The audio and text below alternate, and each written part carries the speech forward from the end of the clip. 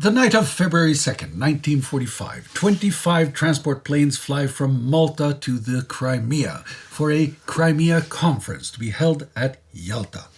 U.S. President Franklin Roosevelt and British Prime Minister Winston Churchill are aboard two of them. They are to meet with Soviet leader Joseph Stalin to discuss the future of everything.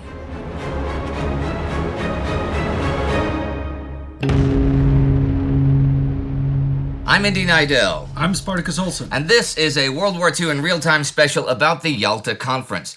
We primarily use the actual minutes of the conference for writing this, which are available online, supplemented by analytic sources like those by Gerhard Weinberg and John Erickson. Roosevelt and Churchill spent the day before talking and preparing for the conference, which is not nearly as much time as Churchill would have liked for preparations. They had other stuff to deal with as well, and by the evening they and the combined chiefs of staff had at least resolved their differences on the future conduct of the war on the Western Front.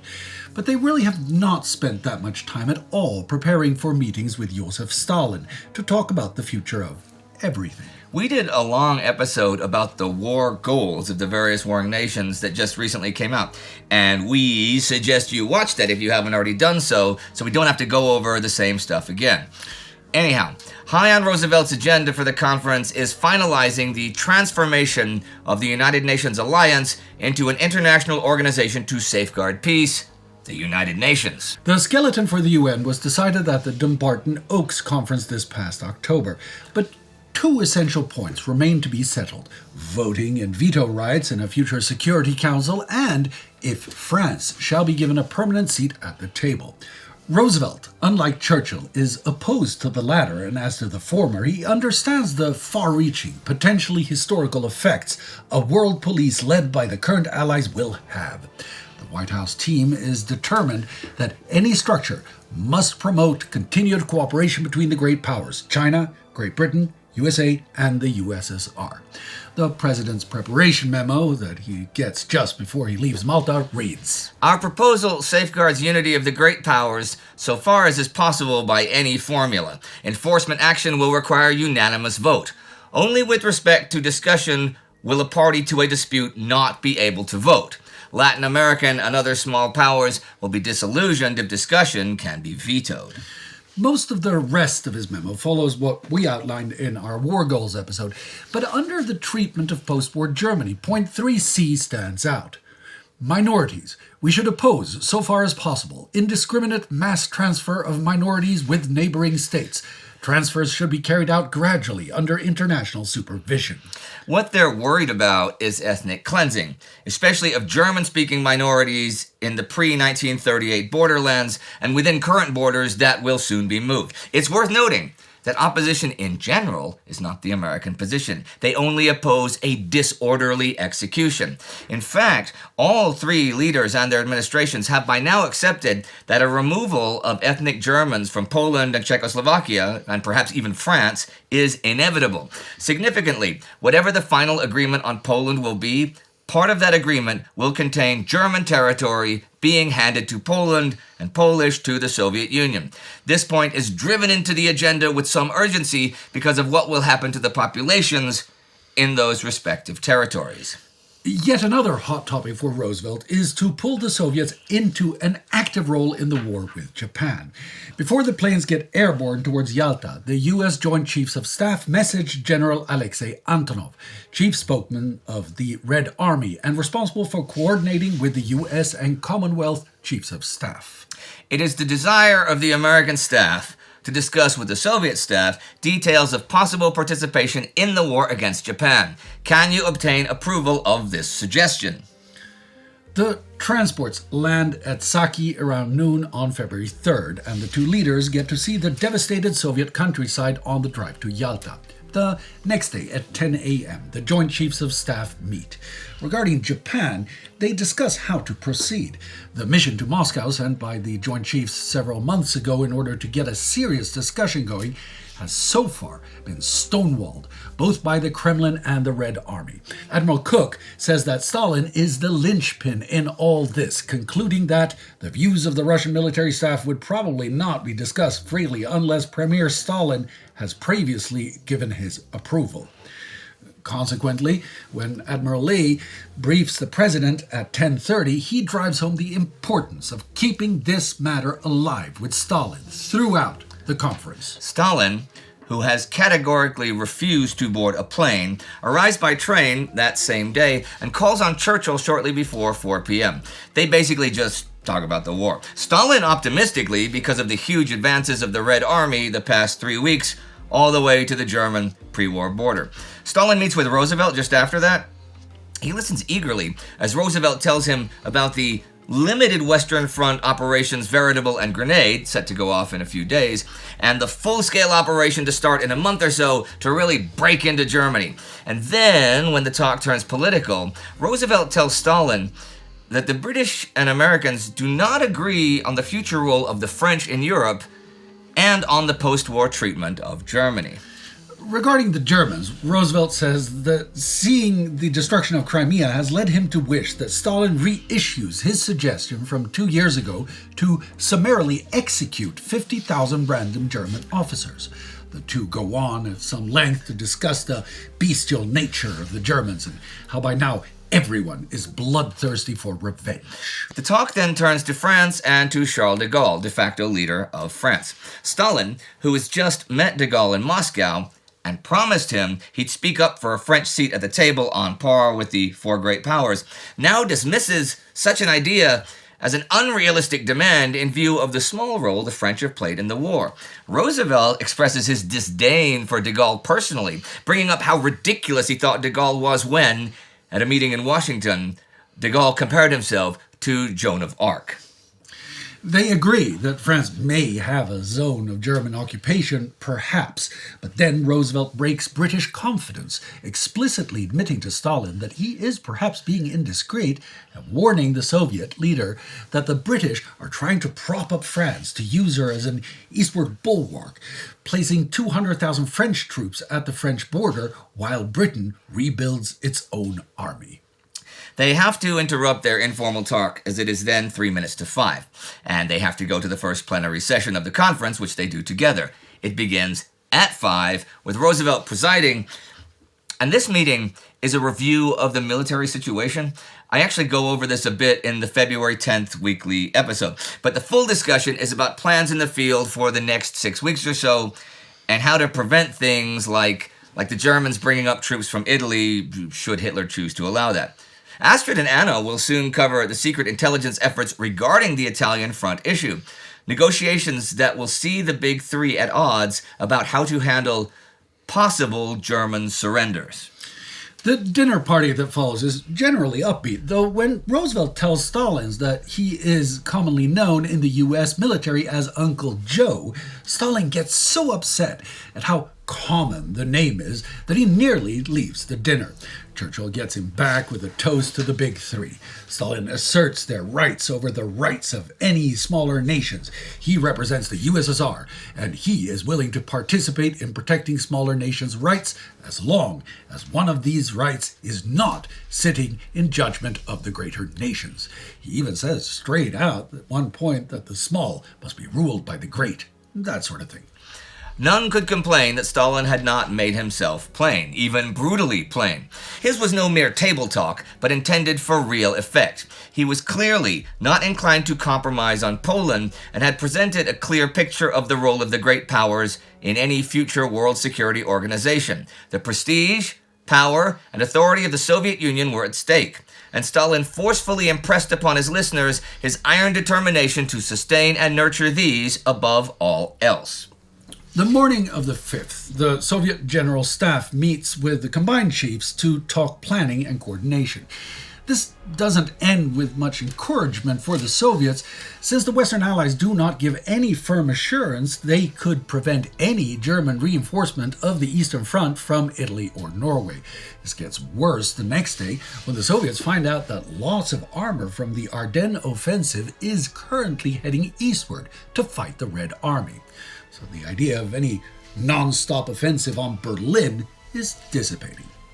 The three leaders meet the afternoon of the 5th to discuss the German question. Stalin steers the conversation from occupation zones to an actual dismembering of Germany and wonders what would the terms of surrender involve? Like, would the Hitler government continue to exist after such a surrender? They need to hammer this all out specifically and also talk about reparations. Churchill says dismemberment is too complex to decide willy-nilly and needs a committee. But there will be no negotiation with the likes of Hitler or Himmler, who will most likely be dead anyhow, and whoever is in charge will get the surrender terms put before them.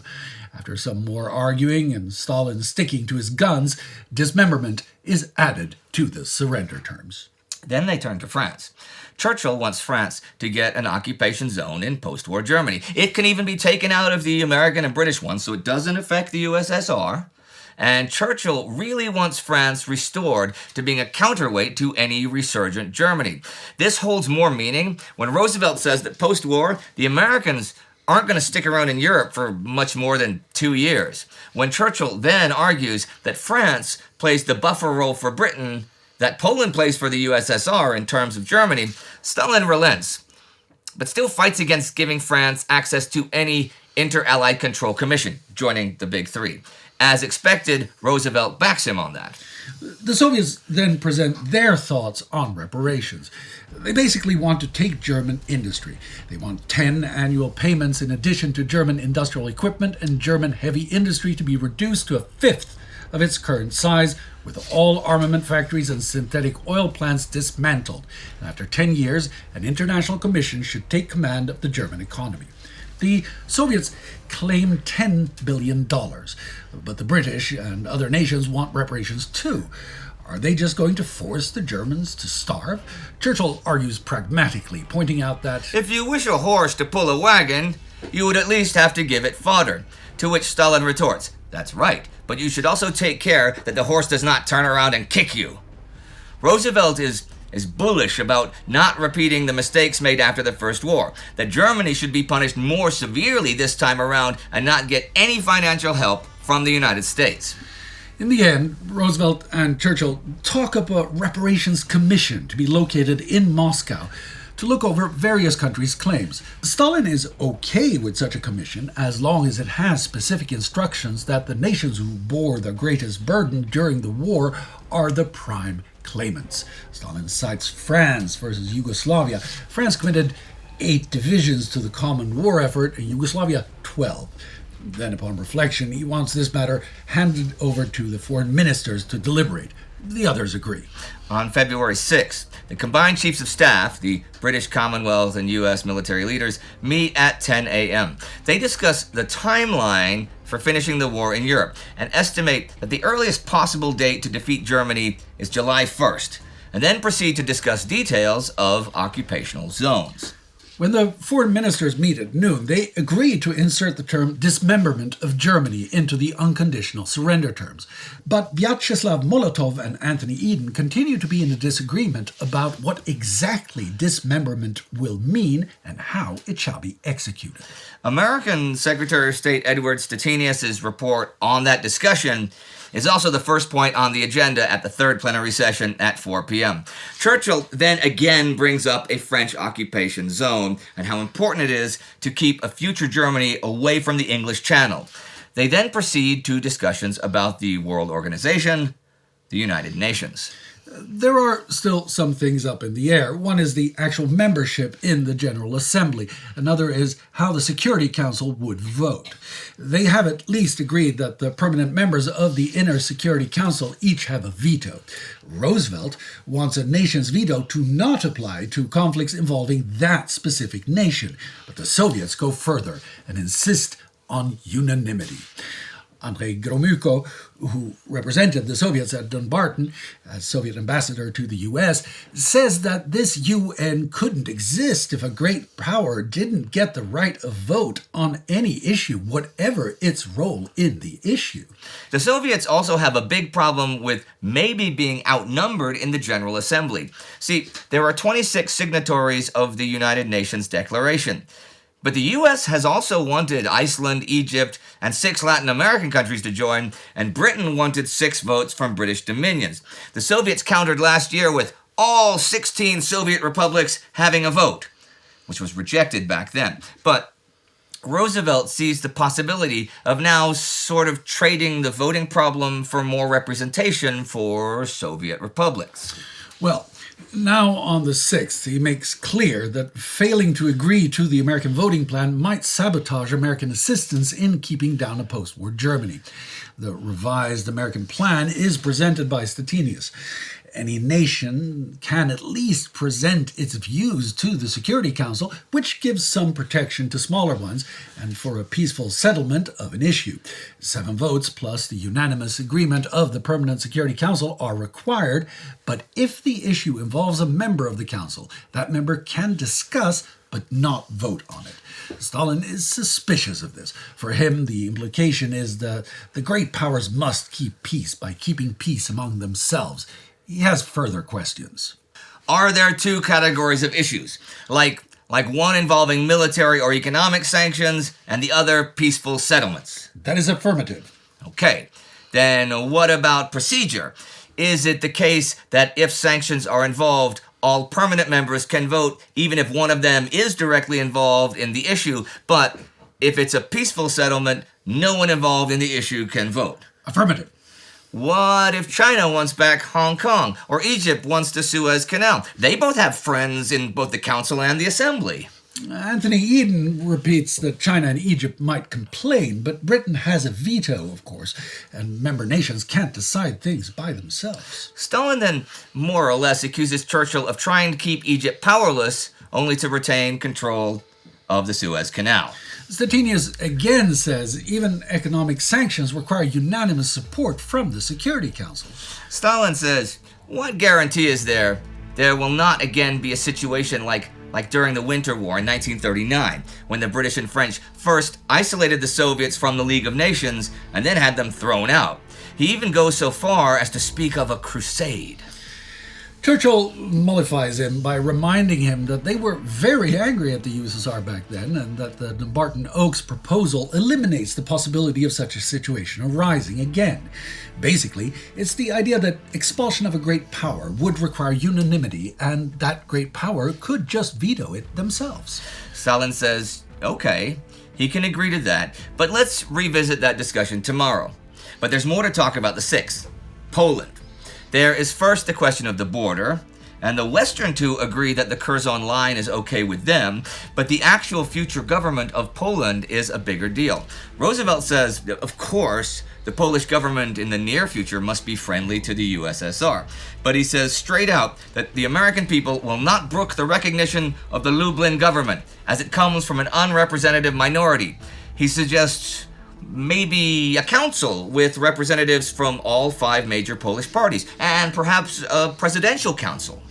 Churchill next says that it is the earnest desire of the British government that Poland must be mistress in her own house and captain of her soul, while pointing out that they went to war in 1939 over Polish independence, and asking if Marshal Stalin thinks it realistic that they would go back on that now after 5.5 years of fighting.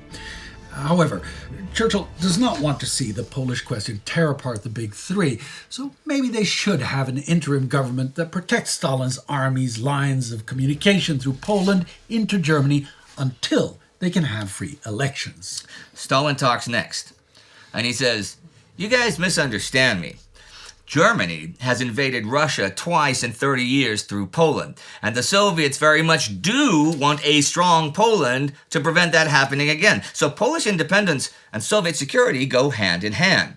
He says they also misunderstand something else. The Curzon line, which was in fact decided not by Russians or Soviets, is a minimum demand. The western border needs to also be fixed anew, and it should be pushed west to the western Nysa and the Oder rivers.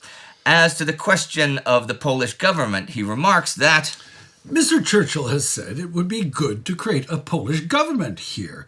I'm afraid that was a slip of the tongue, for without participation of the Poles, it is impossible to create a Polish government. I am called a dictator and not a democrat, but I have enough democratic feeling to refuse to create a Polish government without the Poles being consulted. He rules out the idea of a coalition between the Lublin and the London Poles, since they refuse to work with each other. He asks, Why not invite the Lublin Poles to Yalta? They are, after all, the only one of the two that he can trust to secure his lines through Poland, since the London government's agents have done plenty of sabotage of the Red Army and killed Soviet troops. From a military standpoint, he has to support those that give him security. Churchill quips back that he must put on record the fact that the British and Soviet governments have different sources of information in Poland, and therefore they obtain different views of the situation there. But fails to counter Stalin's arguments in any direct way. John Erickson writes of this. It had been a masterful performance, leaving no loophole and no hope for genuine negotiation. He disclaimed any Soviet responsibility for the stalemate, appealed to democratic processes, and, in the final resort, pleaded operational requirements for Allied acceptance of a Soviet solution. That evening, Roosevelt writes a letter to Stalin, which he shows to Churchill and Eden. It has 3 big points. First and foremost, the unity of the big 3 has to be maintained, but the U.S. cannot recognize the Lublin government in its present form. Second, sure, bring some of the Lublin government to Yalta, but also bring representatives from other factions of the Poles. He gives a list of suggestions. If they did that, and managed to create a provisional government, then in that case Britain and the US maybe would disassociate themselves from the London Poles. And third, the US would not support any Polish government inimical to Soviet interests. They meet again the 7th. Roosevelt immediately continues talking about Poland and the vital importance of finding a solution. I am not so concerned with frontiers. I am likewise not so concerned with the question of the continuity of the government. I discard the ideal of continuity. I think we want something new and drastic, like a breath of fresh air. Stalin says he only just got Roosevelt's letter, so he can't really respond to it yet. But he has tried to get hold of both the Lublin and the non-Lublin Poles, suggested by Roosevelt to be brought to Yalta, but no success so far, and who knows how long that will take. He says Molotov has a document which might satisfy everyone, but it will take time to be translated, so let's talk more about this UN. The Soviets say they accept the revised American voting plan, and now only want 2 or 3 Soviet republics, and not the full 16 admitted. Roosevelt does not like this much, but suggests that if he agrees, how about March as a first meeting to get things going? Churchill says that is too soon. Anyhow, this Soviet concession in the name of unanimity comes just before they get Molotov's draft on Poland, intentionally, so surely the British and Americans can agree to accepting it, also in the name of unanimity, especially since it does conform to Roosevelt's thoughts. Really, though, it's the same general idea as yesterday, but with minor changes, moving the Kherson line a few kilometers in Poland's favor, adding some expatriate Polish leaders and some other factions within Poland to the provisional government, and elections as soon as possible for a permanent one. But the Lublin government remains intact. Churchill says, wait.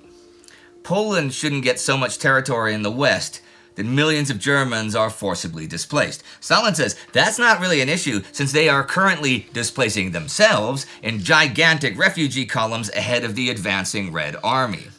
He has gotten the Kherson line, the western border, and what is an indeterminate commitment to an enlarged government. He hasn't given up anything. On the 8th, they talk more about Poland. A new American draft approves the western border move to the Oder, but not the western Nysa. It also suggests a presidential committee of 3 that would form a Polish government of national unity, which would hold elections for an assembly to create a constitution that would be the basis for a permanent government. Molotov now has his moment in the sun. He argues that right now in February 1945, there is already a Polish government, the Lublin one, and surely enlarging this provisional government has a much better chance of success than making yet another one. Same goes for the presidential committee, since there already exists a national council which can also be enlarged. Churchill angrily hits Molotov over the incongruity of Lublin and presidential committees. This is the crucial point of the conference. The whole world is waiting for a settlement, and if we separate, still recognizing different Polish governments, the whole world will see that fundamental differences between us still exist. The consequences will be most lamentable. He means that Britain abandoning the London government in exile in favor of the Lublin Committee would create a global outcry and would be a betrayal. Heck, they've already given in on the border issue. They're not going to give up the whole farm until they're certain that whatever government Poland has represents the entire Polish nation. See, it's not so much what happens after free elections that's the real problem. It's what happens on the way there. Molotov again says, well, considering the Polish question without any Poles here isn't exactly democratic. Then Stalin talks. A long speech about the Lublin government. He says the British are wrong and that it is popular, especially those members who did not leave Warsaw and worked with the underground. The London Poles didn't live under the occupation. The Poles in Poland haven't seen them around. They have seen the provisional government. They may not all be great men, but they are popular. And sure, they weren't elected, but neither was de Gaulle's provisional French government. How can you ask more of Poland than you ask of France? Let's concentrate on the essential things. Look at Molotov's proposals and restructure the current provisional government instead of creating something totally new. That pretty much ends the discussion, especially when Stalin answers Roosevelt that the real elections may only be a month away, because that is, after all, what is to decide Poland's future government. There are other things to discuss at Yalta, though. The afternoon of the 8th, Stalin and Roosevelt meet privately to talk about the Soviet Union entering the war against Japan. Roosevelt's major goal at the conference, the UN, is moving along. He's less concerned with sorting out European politics, but that too is moving along, and now it is time for that other major goal, a Soviet promise against Japan. Maybe American concessions to Stalin here, though, can be balanced by Soviet concessions elsewhere. Stalin wants to buy shipping after the war. Roosevelt says they can have it on credit, interest-free. Stalin wants to get the Kuril Islands and southern Sakhalin. Roosevelt is cool with that. He is not so cool with giving the Soviets Port Arthur or the South Manchurian and Chinese Eastern Railways. He said he'd have to at least talk to Chiang Kai-shek. And Stalin says okay, but he wants his claims in writing by the end of the conference. Stalin also says he doesn't want to mess with the current situation in China. They talk about Korea, and Roosevelt assures him there will be no foreign troops there. They talk about a possible trusteeship in Indochina, which would kick the French out of Asia. But that day and the 9th are mainly conversations about military cooperation. Antonov says, sure, they can set up American bomber bases in the USSR and set up a Pacific supply line, primarily for fuel supplies. There's the thorny issue that no Soviet troops have been sent over to the Far East yet, so actual joint planning is by necessity limited, which Roosevelt doesn't like much. The Soviets and the Americans then sign a pact, the 10th. Signed by Churchill even, as well as Stalin and Roosevelt. The Soviet Union commits to going to war with Japan 2 or 3 months after Germany is defeated, provided the following conditions will be met. The Soviets will get the Kurils and southern Sakhalin. Dairen will be internationalized, and they get to lease Port Arthur as a naval base, and those railways they will operate together with the Chinese. Let's get back to the United Nations for a minute, okay? On the 8th, Stalin withdraws his demand that any individual Soviet republic sign the UN declaration in exchange for Britain and the US supporting them. And they are Ukraine and Belarus at the actual UN conference. There's also talk about Yugoslavia and forming a Yugoslavian government. They finally agree that once the government is formed, the Soviets will agree to British stipulations that it include former members of the Yugoslav parliament, who had not been collaborators, and legislative acts will be ratified by the Constituent Assembly. That, though, and some discussions of Iran and the Dardanelles are really peripheral issues compared to Poland. The struggle over verbal formulae and political commitment reached its climax in the closing phase of the conference, centered on guarantees of free elections for Poland, which must be, as the president observed, as free of suspicion as was Caesar's wife, though Stalin interjected that she was not above suspicion, and a specific Anglo-American commitment to the western frontier. On the 9th, Anthony Eden really stirs the pot. He says that he thinks that during the period in Poland between forming a new provisional government and proper elections, the non-communists will be eliminated. So the balance, the political balance of the government must be maintained beyond the elections. Molotov talks about the reorganization of the current government, and Eden says that's not what they want. They want something new. Molotov then works on some incredible contortions of words to sort of combine the British and American drafts. But what exactly do the various players mean when they talk of reorganization? It means something new to the Western Allies, but it means recognizing the current Lublin government and working with that to the Soviets. The British and Americans will not give in to this. Then, before the plenary session on February 10th, Churchill meets with Stalin. Churchill says he has to give Parliament a guarantee of free elections in Poland, with British representatives there to make sure they are free. Stalin says, recognize the Lublin government and you can have all the ambassadors there you want. I mean, de Gaulle has representatives there. Well, at the final session, Eden puts down the document. It's a hodgepodge of stuff, as you may imagine from the last 20 minutes of watching this. A new situation has been created in Poland as a result of her complete liberation by the Red Army. This calls for the establishment of a Polish provisional government, which can be more broadly based than was possible before the recent liberation of Western Poland.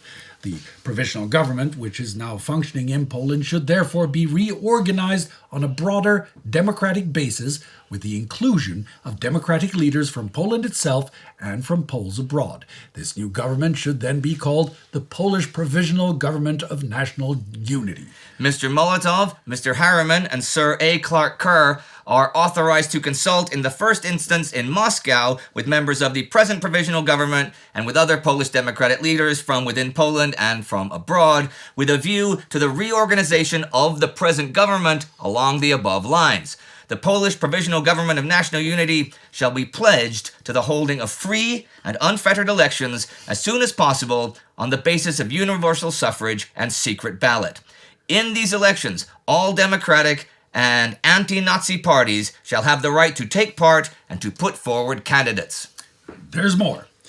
When a Polish Provisional Government of National Unity has been properly formed in conformity with the above, the government of the USSR, which now maintains diplomatic relations with the present Provisional Government of Poland, and the government of the United Kingdom and the government of the USA, will establish diplomatic relations with the new Polish Provisional Government of National Unity and will exchange ambassadors by whose reports the respective governments will be kept informed about the situation in Poland. Wow. Let me summarize this for you. The Soviets have liberated Poland, and therefore the Soviet puppet regime presently in Lublin and Moscow is recognized by the Big Three as the provisional government of Poland. Maybe other Poles will be added to that government. We shall see.